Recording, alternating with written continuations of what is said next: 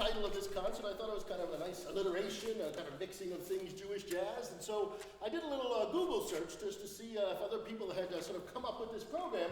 And at the top of the Google search was an article with the cool title, Jewish Jazz Becomes Our National Music. And so I looked into that more, but it actually came from a 1924 paper, The Dearborn Independent, written by Henry Ford, one of the great anti-Semites of all time, whose articles were in Hitler's bunker when he died.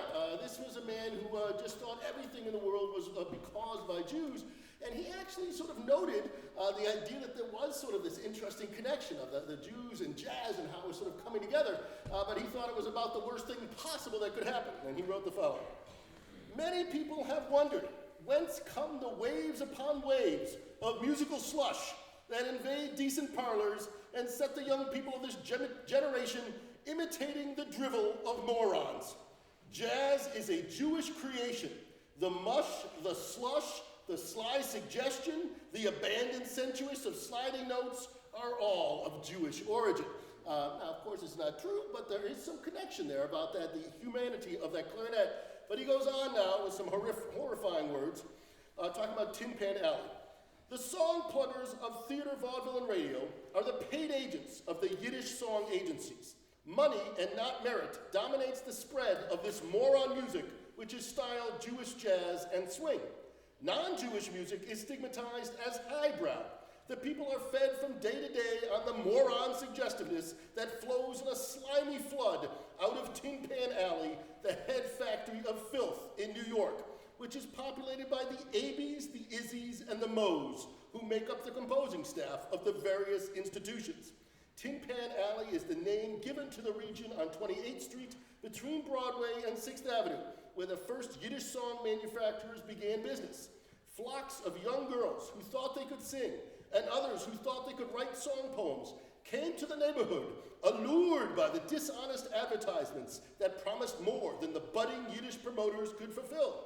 Needless to say, scandal became rampant, as it always does when so-called Gentile girls are reduced to the necessity of seeking favors from the Jew.